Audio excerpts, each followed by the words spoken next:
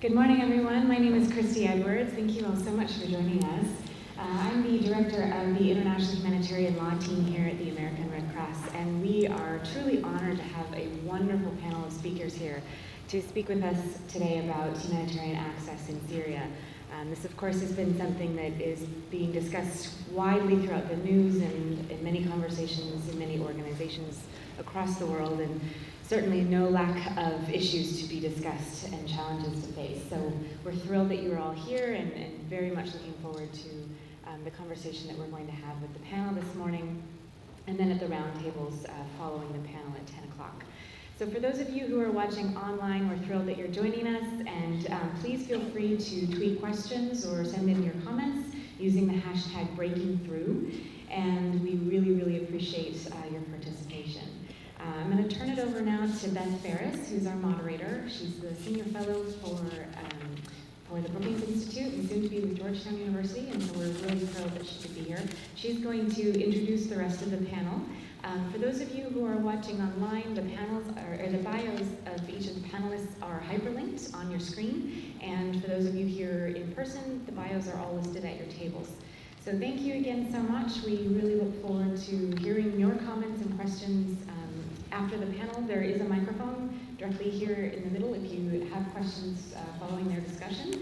And for those of you online, once again, please send in your comments and questions using the hashtag #BreakingThrough. Thank you very much, Christy. It's a delight to be here with you, although the situation we're discussing is indeed very somber. This is the world's largest humanitarian crisis. You've all seen the statistics with over 4 million refugees in the region, others going on to Europe, large numbers, twice as many people displaced inside the country as outside the country. But this is a problem not just of the numbers, the scale of humanitarian need, but all the barriers to accessing either refugees or people, especially inside Syria. So I'm delighted to have the three of you here to talk with us. Each of you has a little different perspective and different type of experience to shed some light on this question of barriers to access for humanitarian aid to Syrians. I'll introduce the three of you, and then we'll have a conversation among ourselves for 20 or 30 minutes before opening it up to questions. We'll begin with Jana Mason, who's a senior advisor on external relations with the United Nations High Commissioner for Refugees here in Washington. You've seen her bio. She has many, many years of experience, and I hope you can draw on some of that comparative experience, Jana, in looking at some of the unique aspects of this Syrian refugee and displacement crisis. We'll then turn to Attar, who's with the Syrian American Medical Society, an orthopedic surgeon, who can talk to us about some of his firsthand experiences of working with civilians in the medical field inside Syria, something, a perspective that we simply don't hear enough of. And finally, we'll turn to Hind, who's with the Director of Interfaith, Peacebuilding at the Center for World Religions, Democracy, and Conflict Resolution at George Mason University. And Hind, I'm hoping that you can give us a little bit of hope of some of the positive things going on as we all struggle to look for an end to this horrible, horrible conflict. But Jana, let's begin with you. Maybe you can give us just a short, maybe 3 or 4 minute overview of the refugee situation, and then we can move on to conversation. Please. Thanks, Beth. It's truly unfortunate that we're here 4 years on, going on 5 years on, the refugee crisis in Syria, and still talking about it. I know you probably feel the same way, that we've done far too many of these panels over the last 4 years, still talking about this crisis. You already mentioned that it's the largest displacement crisis we're facing. And I think that's very important to put that into context. We're currently seeing 60 million people uprooted worldwide. The largest by far of those is Syrians. 7.6 million, I think, is the current number displaced within Syria, and over 4 million in the region. So we're talking 11 or 12 million people uprooted from Syria. So if 60 million is the total worldwide, that's 12 million out of Syria, out of 60, which means roughly 1 out of every 5 uprooted people in the world is from Syria, which is far too many for any crisis. Just to give the latest numbers, because they do change daily with people still fleeing, we're talking over 2 million in Turkey, over 1 million in Jordan, over 1 million in Lebanon. Jordan is something like 630,000 at the moment. Iraq, the Kurdistan region of Iraq, about 250,000, and still about 135,000 or so in Egypt. So those are the 5 main countries where Syrians find themselves refugees, and probably another 25,000 or so scattered elsewhere in North Africa. And of course, we've all heard about the numbers going to Europe. By far, Syrians are also right now the largest number of people making their way across the Mediterranean. That's the current, most recent aspect of the crisis we've all heard about. Of the individuals going to Europe across the Mediterranean this year, a little over half are Syrian, but that's the entire Mediterranean flow. If we look at what we call the Eastern Mediterranean route, going mainly to Greece, over 70% of those are Syrians. This is not something that wasn't foreseeable. My organization, the UN Refugee Agency, and others had been talking about the possibility of Syrians starting to move in greater numbers to Europe and elsewhere if the crisis continued. And finally, over this past year, particularly the last few months, that's exactly what we've seen. And the reasons for this are not complicated. First of all, the situation in Syria clearly has not been resolved, escalating violence. You have sort of the dual threat of both the Assad regime and now ISIS, in addition to other actors, armed actors there. So security situation still deteriorating, extreme poverty, food insecurity, people still fleeing Syria. In the region, in the host countries, what you have is now both a loss of hope as the crisis continues and deteriorating conditions. We can talk more about that later and provide some details, but people are experiencing, for lack of a better word, destitute. As generous as those countries have been, and all of them and their communities have been incredibly generous hosting Syrians, unfortunately, lack of jobs, lack of opportunity, lack of hope for the future, particularly when they look at their children's lives, they are becoming desperate, and they're no longer feeling that they're able to continue in security and safety and any sort of prosperity in the neighboring countries. So they're taking the dangerous and just heartbreaking, heart-wrenching decision for themselves and their children to go on to unseaworthy boats, vehicles, across the Mediterranean and across borders elsewhere into Europe. So again, what I started with is 4 or 5 years on, no resolution to the crisis, and it's now becoming more of a global phenomenon than it ever was. But Jana, you've worked with refugees in many different situations over the years. How is the case of Syrian refugees different from, say, South Sudan or other places? Yeah, good question. I mean, first would be, I think, the overall scale, the numbers that we talked about before, a total of 12 million people uprooted. Just the sheer numbers being the largest displacement crisis makes it a little bit different. Clearly, we've seen large numbers from other places in the millions, but when you're talking numbers of this scale, it is a challenge. Second, I think one thing that's interesting and not totally unique, but a clear factor in this crisis is the fact that the Syrians are from a middle-income country and largely being hosted by middle-income countries, Jordan, Lebanon, certainly Turkey. And I think what creates a particular challenge is that some of the mechanisms of humanitarian relief work a little bit differently in middle-income countries. This is a population, a lot of people still don't realize, but it's not largely a camp-based population. Many other refugee situations, you have largely people in camps, although more and more are urban. In the Syria crisis, 80% of the Syrian refugees in the neighboring countries are not in camps. They're in what we call urban situations, anything from Amman and Beirut, big cities, to smaller villages, dusty towns, but basically not camps. This makes, even though it's somewhat of a more dignified life to be in an urban situation rather than a camp, it still makes delivering assistance more expensive and more challenging, and it makes it largely a hidden population. We're referring to this now as a protracted emergency because it's been going on so long. It's still an emergency phase, but it's protracted, again, with no end in sight. And one thing that we're seeing that we need to do is have better synergies between humanitarian assistance and the development aid. When you're talking about countries like Jordan and Lebanon, we need greater development assistance so that those host communities don't continue to feel the strain and don't bear the brunt of the situation.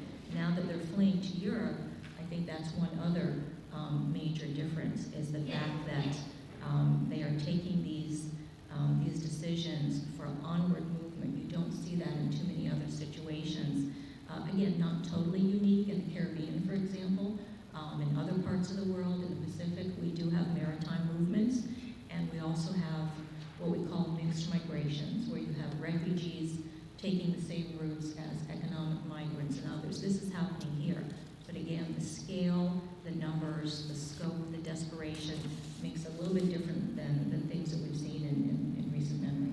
Thanks, Jana. While providing assistance to refugees is complicated by the fact that there are so many and they're living outside of camps, providing aid inside Syria is even more difficult. And we turn now to Samar to talk about some of the difficulties of providing assistance, particularly medical care, and inside Syria. And I note the real sense of appreciation and awe, really, at the work that SAMS has done inside Syria. I think it's a model for many of us. Please, Samar. Yeah, I'd like to thank the Red Cross, American Red Cross, for inviting the Syrian American Medical Society here. Being a medical or humanitarian worker inside Syria means walking around with a target on your head. Hospitals, ambulances, medics are systematically and deliberately targeted. So providing aid inside Syria means not getting shot, bombed, or kidnapped. And if you're lucky not to have that happen once you get inside, when you get into a field hospital, life there can also be very exhausting, very unforgiving. There were some nights where so many people would be flooding through the hospital door after an airstrike, there'd be no place to put them except on the same bed. And when we ran out of beds, they'd be placed on the floor and there'd be no place to step. And with all the operating rooms full, sometimes we'd have to operate on people lying in hallways. And when the power went out, we'd use flashlights and cell phones to illuminate the field. You'll witness horrifying injuries, children missing limbs, mutilated bodies. One surgeon performed 11 amputations on a single day about 2 years ago when a nearby school was bombed. Resources are limited, so sometimes surgery is done without anesthesia. If you have 2 critically ill patients and you only have enough blood for one, doctors are faced with the decision of who to let live and who to watch die. There was one doctor that said if he thought a surgery was going to last more than 2 hours, he would just have to forget it and the patient would die. So unfortunately, this is the reality for Syrian doctors and nurses and paramedics and pharmacists when they go to work. They are working continuously without rest under extremely hostile conditions. Unarmed paramedics will brave sniper fire to go rescue wounded people. Rescue workers will dig through rubble with their bare hands while helicopters are still dropping bombs all around them. So these are everyday Syrians risking their lives to save others, and they're truly a remarkable group of people. Tell us a little bit more about SAMS and the particular contributions that diaspora groups can make. Is SAMS work differently, say, than the UN or international NGOs? I think what made diaspora groups like SAMS special is that right after the conflict started, they established local connections and networks on the ground.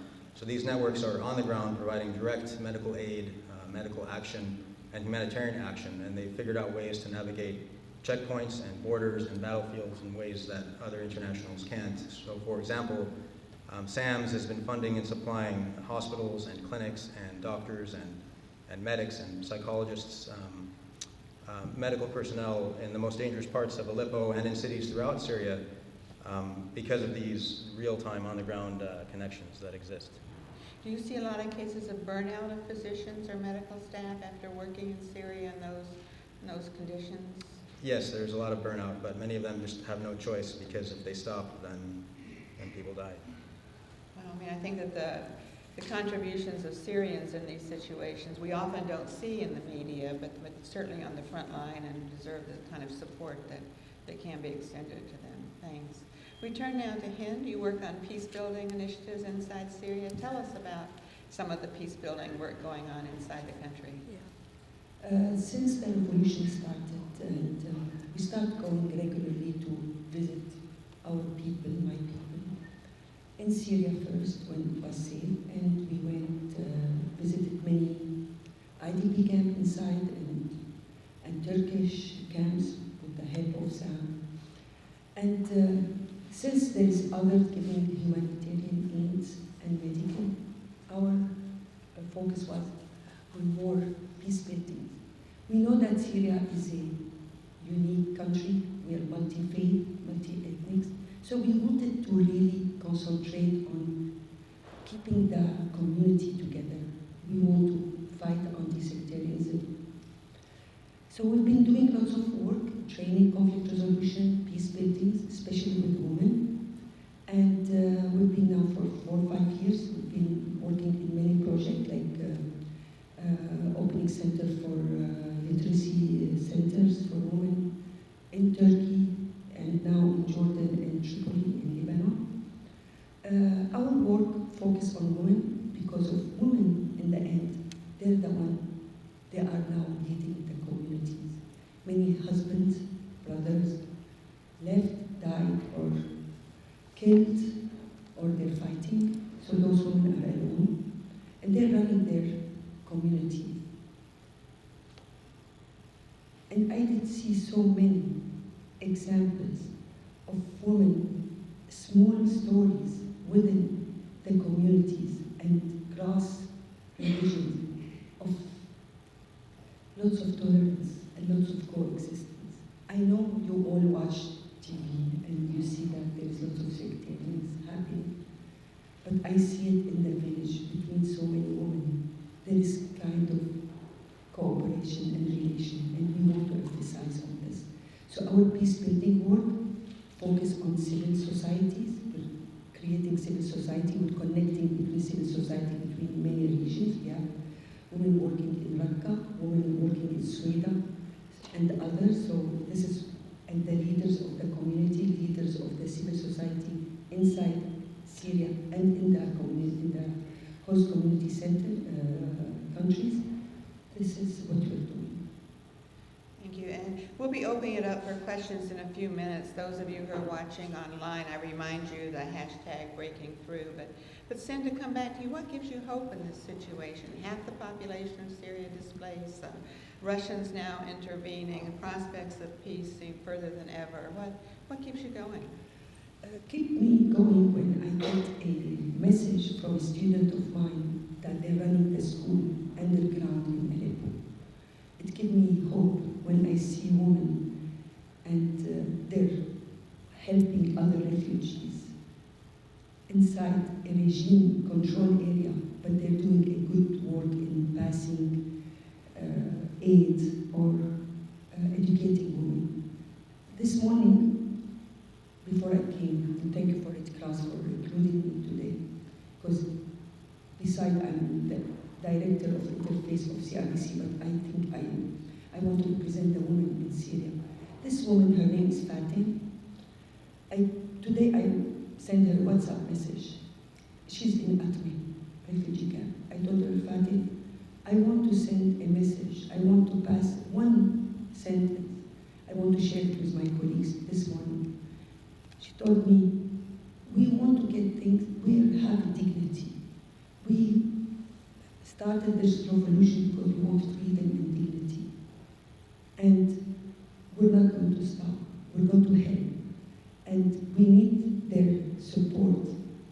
And we thank you for your support. But also, don't forget, we're not only numbers. We're human.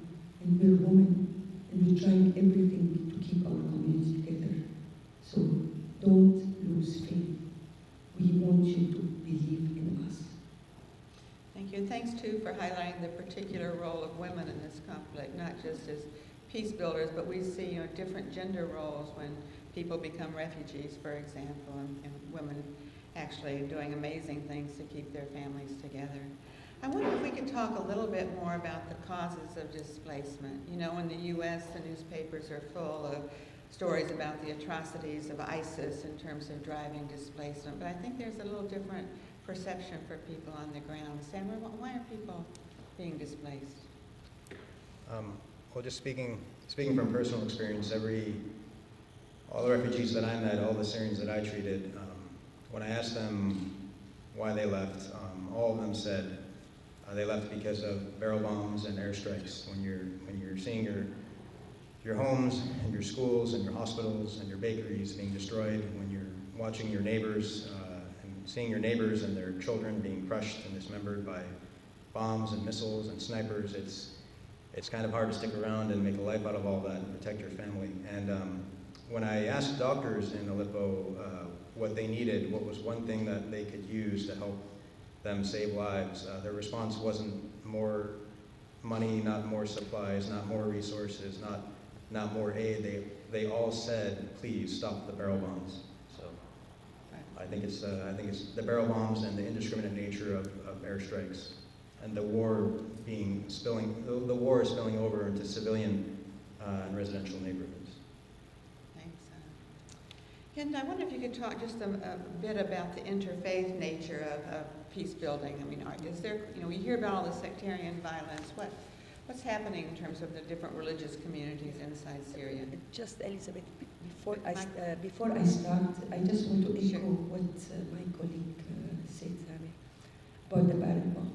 I was a few months ago in IDP camp inside Syria, and the women there, they want one thing.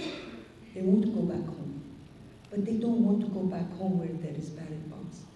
And also, the people who are really leaving the host community, country, they're the middle class who can afford smugglers. The poor people, they can't go anywhere. The poor people, they have nothing. All they want to go bake their bread in their own hometown. So we need to do something for ceasefire.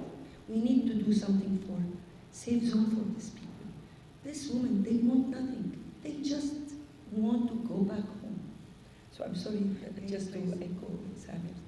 But regarding interfaith, for me, I live in a multi-faith community. I'm from Damascus. My colleague here came from Damascus. He's a Sunni.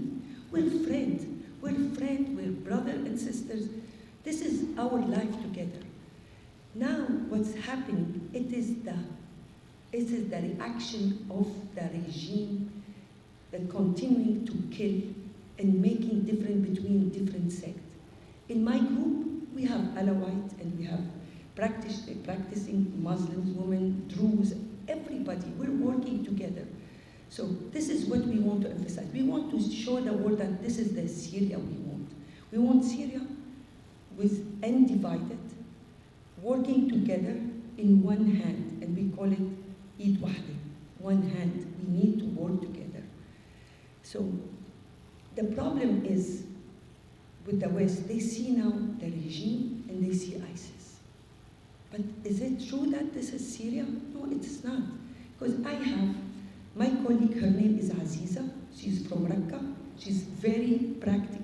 She practiced Islam. She's been led by ISIS and she has to run away to Turkey because of the death will be waiting for her with ISIS. So we need to know that there is also a moderate opposition. There is a moderate people in the middle. Christian, Muslim, Alawite, Druze, Sunnis, everybody wants to work together for a free Syria. But this is the media won't focus on this. And we need, now this is our work to do it. That's why last month we did a big interfaith meeting in Gaziantep. We brought priests, Sunnis, Druze, everybody. And we talked about protection of the civilians. We have civilians in Aleppo, civilians in everywhere. We need to talk about their protections. And we can't do it without all of us together at the table. And what we need a political solution to sit down and talk about our future together. We can't isolate any party here. Thank you. I'm often struck in looking at displacement situations, how the intersection between the physical violence and economic conditions. I met with a Syrian refugee from Aleppo this summer in Turkey who said, my sister has 5 kids and doesn't have enough money to leave. She doesn't have enough money to pay rent in Turkey, so she's cowering in a basement with her 5 children. You know, I think that, you know, funding is sometimes seen as somehow separate from protecting people. But Jana, I wonder if you could comment just a little bit on terms of UNHCR's funding for Syrian refugees. It's huge appeal, still inadequately funded. What impact does that have on human beings who are fleeing this terrible conflict? Well, let me say, first of all, what we've just heard from Hind and Summer, I mean, it's so inspiring, and it really is ultimately the only thing that's going to prevent us from being on another panel like this 4 years from now. I mean, UNHCR does work inside Syria with our partners in addition to throughout the region, but we don't have the access, we don't have the ability, ultimately we don't have the credibility with the population that groups like this do, Syrian American groups and the Syrians themselves. So we always talk about the numbers and the funding and the situation, but we can't overstate it. A political solution, an end to the crisis is the only thing that's going to allow people to eventually go back home. So we continue to call for that. You know, we always talk about the humanitarian Band-Aid. Hopefully we're a decent Band-Aid, but really that's all we are ultimately. So we don't want to be on another panel 4 years from now. In terms of funding, it is a challenge. As I mentioned, UNHCR works inside Syria, not alone, with other UN agencies, with NGOs, with partners. The funding that's needed for the response inside Syria is currently about 35% funded. In the region, Syrian refugees who have crossed borders, again, working with our partners, that's a little bit better, around 42% funding. So if you take the two together, you know, it's much less than half of the money that we need. And when we talk about appeals, these are not padded appeals. These are bare bones, subsistence level appeals that we're talking about, just to keep everybody fed and clothed and a modicum of assistance. So if you have less than half the money you need, it's not surprising that we have the desperation in the region that we have. Just for UNHCR's own part of it, for both inside Syria and the region, we were about $1 billion short this year of what we need to do. So funding is a clear challenge, and that's why the solution to this is not just the countries in the region, it's not just Europe, it is an international, holistic approach that we need because it involves donor countries as well.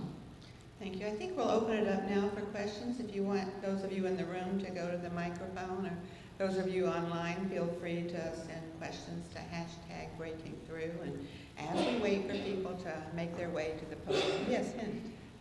I just want to add what my colleague here said. Also, the Syrian people, they don't want only a food basket. They don't want only to survive. So, and we see it. When we go there, it's not only the humanitarian aid we bring. We have to bring them more. We train them. We support their teachers. We have to open their own little business and development. Those women, they want to, and that woman, all the youth, they want something to do.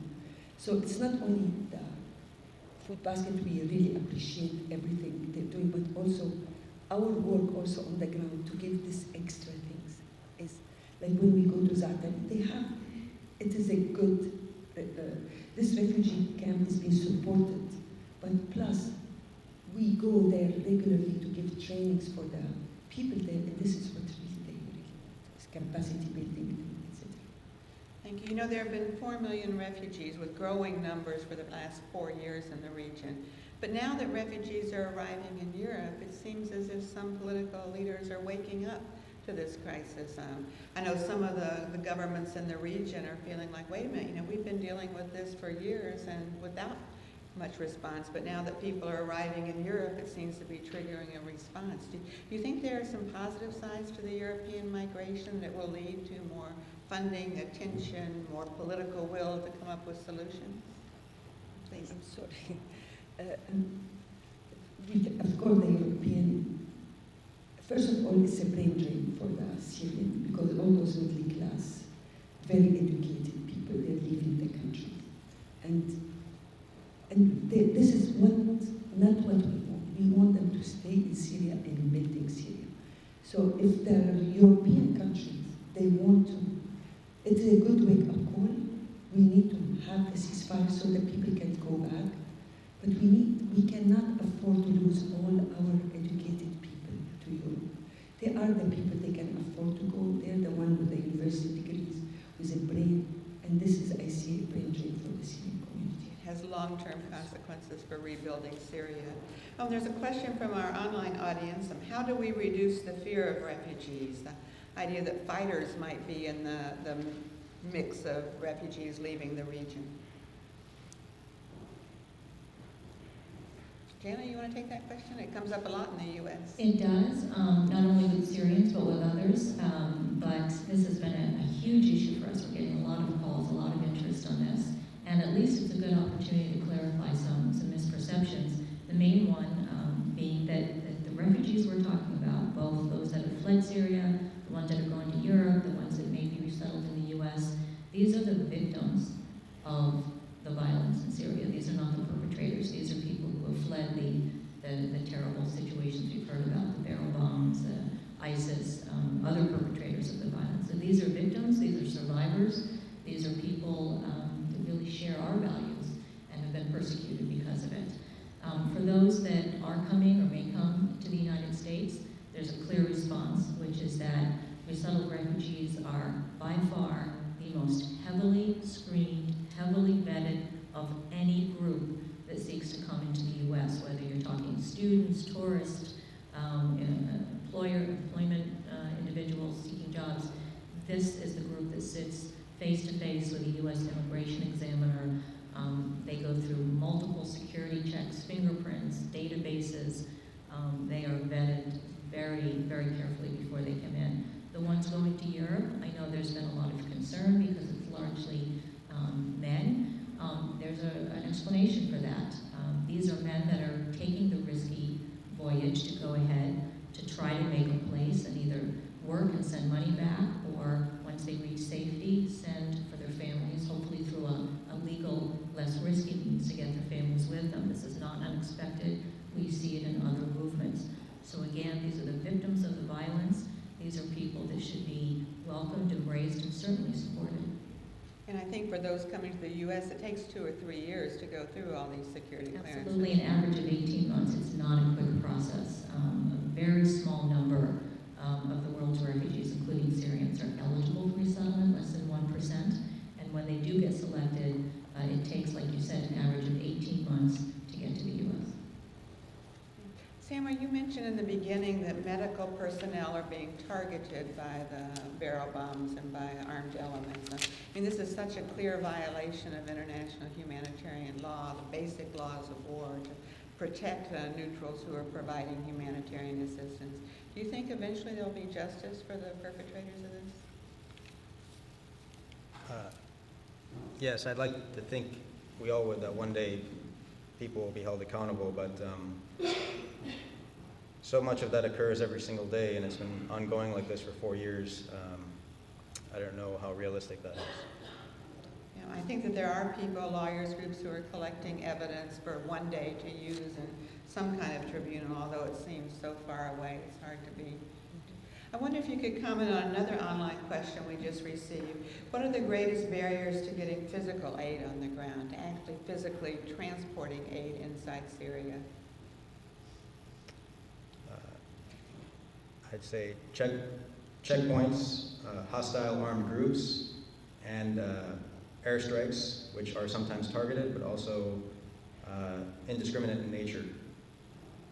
And I think that the plethora of different armed groups, I think there's some 7,000 different armed insurgent groups inside Syria, makes it a constantly changing situation. You may think the road is clear one day and a few hours later it isn't. There are different checkpoints and different groups. I mean, how do people navigate that? I heard a story once of a UN convoy having to navigate through more than, I think, 40 or 50 checkpoints. A lot of the aid goes through Damascus, but there are also other areas, so-called hard-to-reach areas, where civilians are starving, are dying from curable diseases because of active military blockades to humanitarian aid, to medicine, to food, to water. These are both blockades set up by government forces, but also some so-called non-state armed groups as well. Jana, you want to jump in? I mean, the UN has been trying to provide aid inside Syria, including behind rebel lines, which are constantly changing. We've heard the same thing about negotiating access checkpoints. Not only does it move around from day to day, one day a road is clear, the next day it's not. But what I've heard from some of our colleagues is that you never know who you'll be negotiating with. It could be indigenous groups on the ground, could be foreign fighters that all of a sudden have taken hold and are controlling an area. So access negotiation checkpoints, just a labor-intensive way of negotiating access is a problem, as well as security. We have had a presence over the years in all 14 governments of Syria.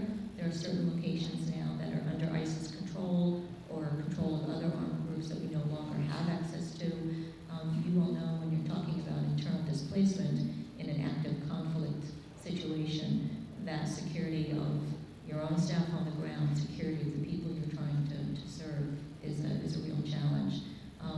We are, however, continuing to do what we call cross-line assistance or cross-fighting lines inside Syria. There is also some cross-border aid going in through Turkey, through Jordan.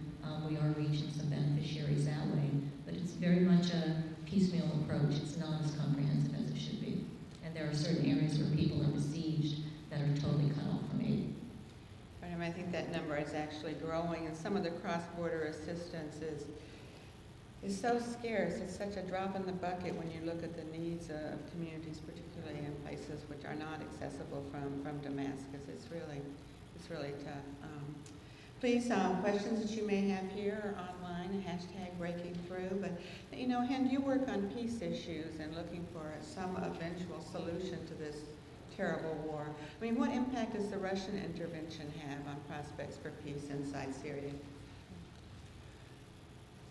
And now the Syrian finally, they see that they can't do anything. It's now a proxy war.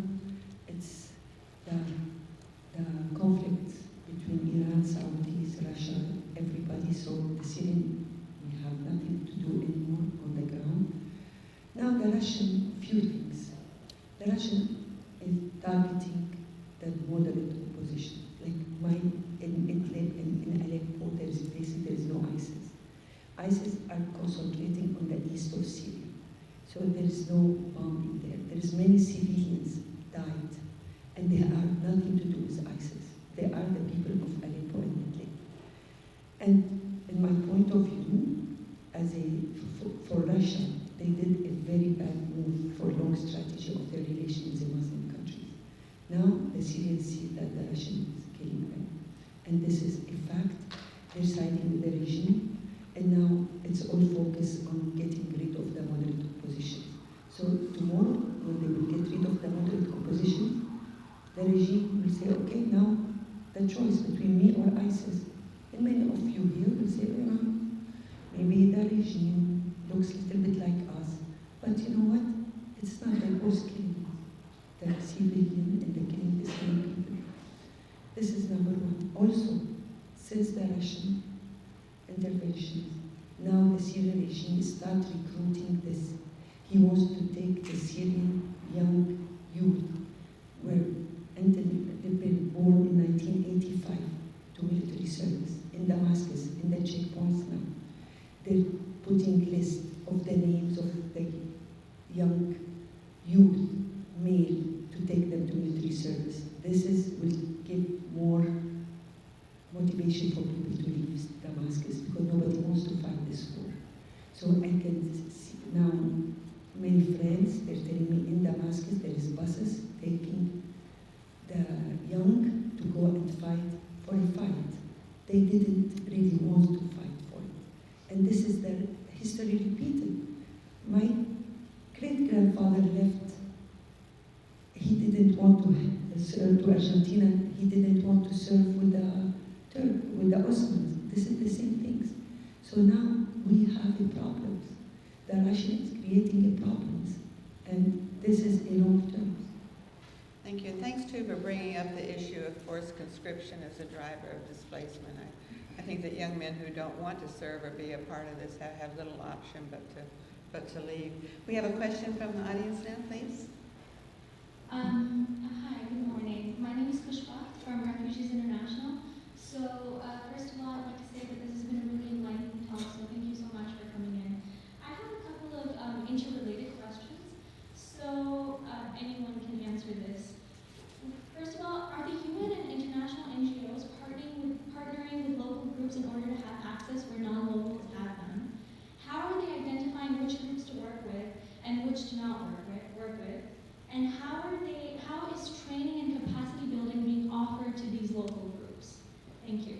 you. All really good questions. The relationship between the international actors and locals.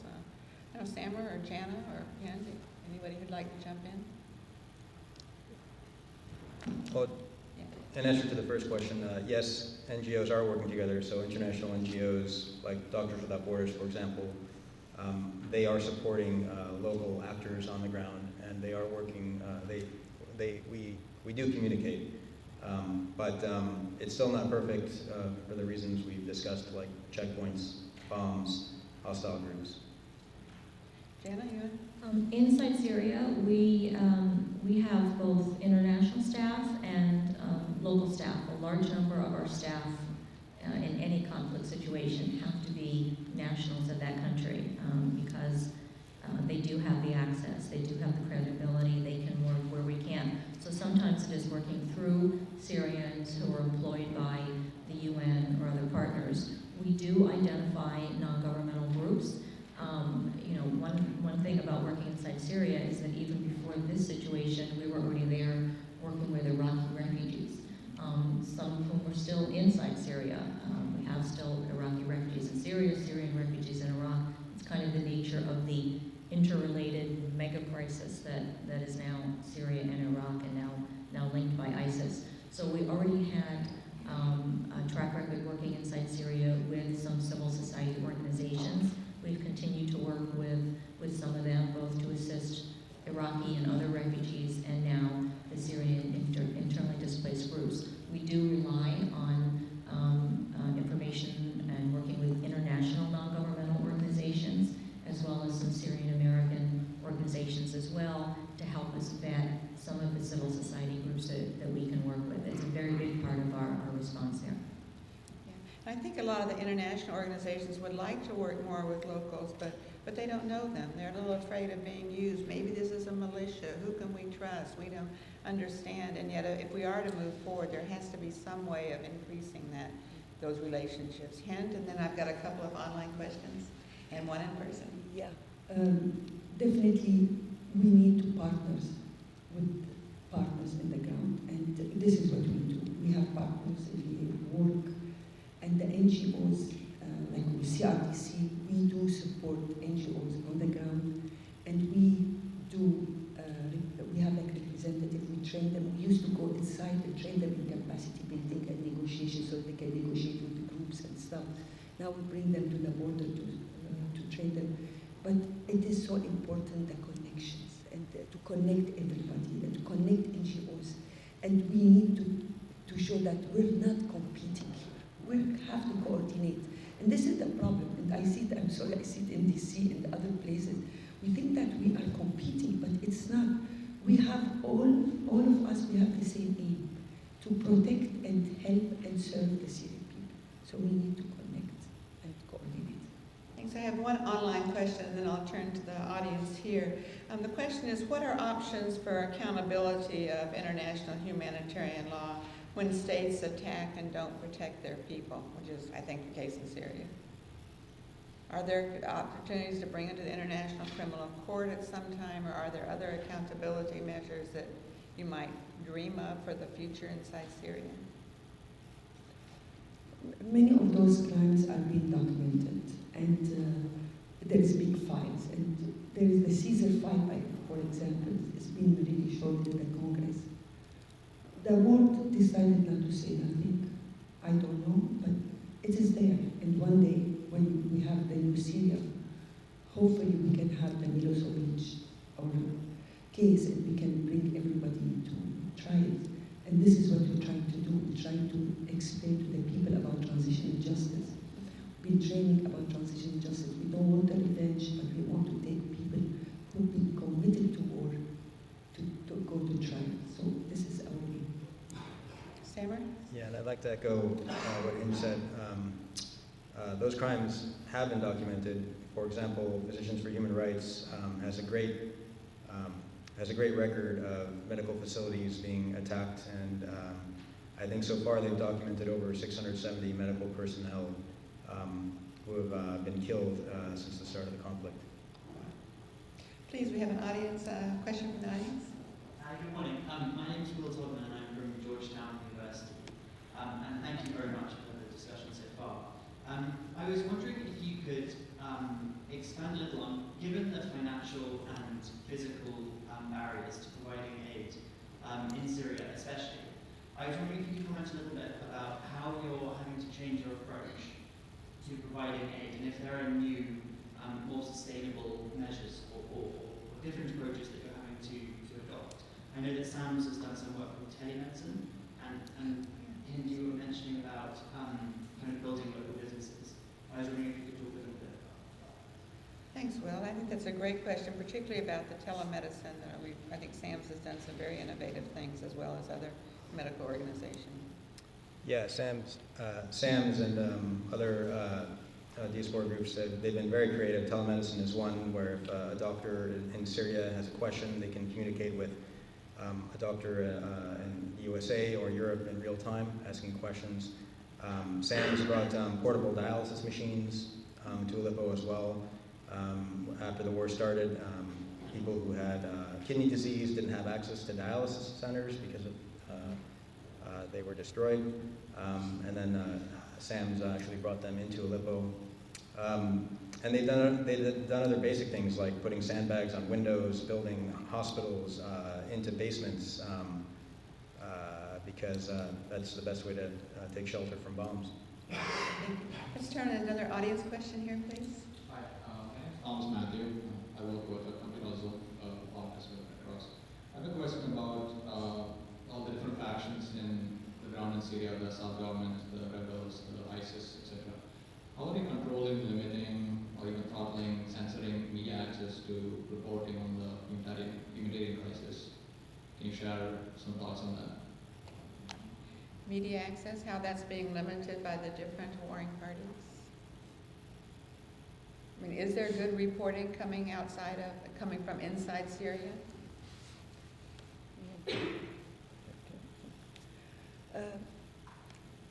Maybe Adnan later will. Adnan, maybe you have to answer this, because my colleague here is more on the communications and media. But there is some, in the beginning, don't forget, 50 years, we didn't have any media in Syria. We're not efficient enough. But now we've been trained, they're much better. There is some good feedback, but we need more. And don't forget, now with ISIS and the regime, both, everything is limited now. And they can't, like, even all of a sudden, internet will be cut off, or there's no electricity. And so there is the people inside Syria, they're facing lots of difficulties in keeping the communication with the outside world. But I think we're getting the minimum, but not enough.